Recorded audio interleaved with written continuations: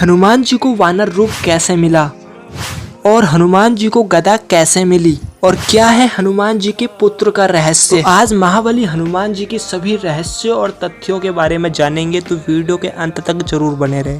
Fact number 7। वैसे तो हनुमान जी ब्रह्मचारी थे, लेकिन हनुमान जी का एक पुत्र भी था जिसका नाम था मकरध्वज। जब हनुमान जी लंका में आग लगाकर वापस आ रहे थे, तब उन्होंने अपनी पूंछ की आग को बुझाने के लिए समुद्र में एक गोता लगाया था। उनके शरीर का पसीना एक मकर के पेट में चला गया, जिससे मकरध्वज का जन्म हुआ। Fact number 6। क्या आप सभी को पता है हनुमान जी को गाना गाने का भी शौक है। नारद पुराण में बताया गया है कि हनुमान जी को गायकी का भी शौक है। उन्हें गायकी का वरदान स्वयं नारद मुनि ने दिया था।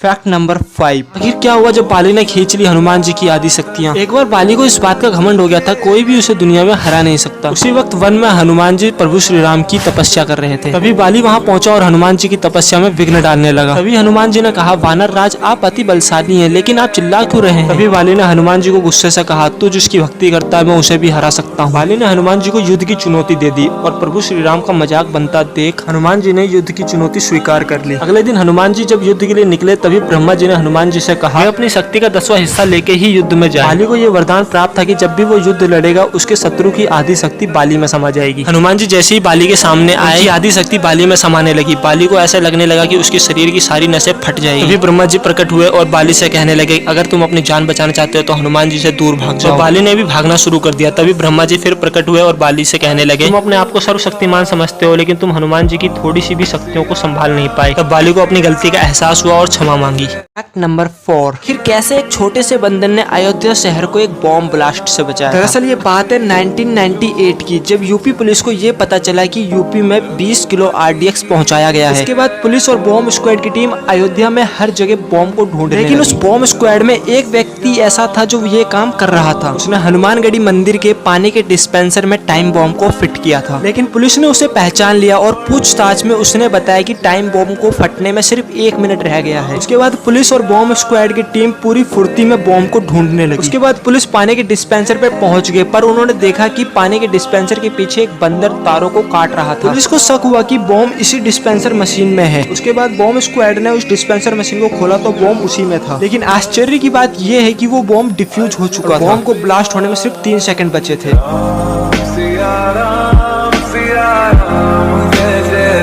Fact number 3। हनुमान जी के 5 सगे भाइयों का रहस्य। तो आप सभी को हनुमान जी के माता और पिता के बारे में तो पता ही है, लेकिन क्या आपको पता है हनुमान जी के 5 भाई भी थे। ब्रह्मांड पुराण में हमें हनुमान जी के 5 सगे भाइयों के बारे में पता चलता है और उन सभी का विवाह भी हो चुका था। तो वानर राज केसरी और माता अंजना के 6 पुत्र थे, जिनमें से हनुमान जी सबसे बड़े पुत्र हैं। हनुमान जी के 5 सगे भाइयों के नाम कुछ इस प्रकार हैं। मतिमान, श्रुतिमान, केतुमान, गतिमान और धृतिमान। और इन सभी के पुत्र भी थे, जिनके कारण इनका वंश कई वर्षों तक चला। क्या आप सभी को हनुमान जी के 5 सगे भाइयों के बारे में पहले पता था? कमेंट करके जरूर बताएं।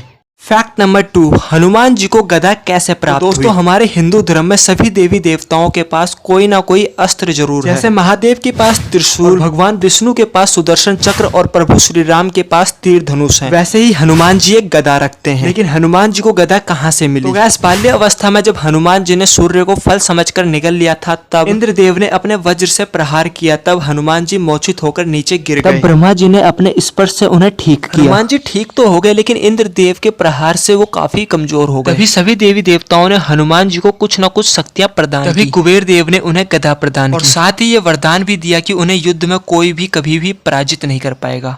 Fact number 1। आखिर कैसे मिला हनुमान जी को एक वानर का रूप? दोस्तों, एक कथा के अनुसार पूंजी कस्तला नाम की एक अप्सरा थी। एक दिन वो जंगल में अपनी सहेलियों के साथ खेल रही थी।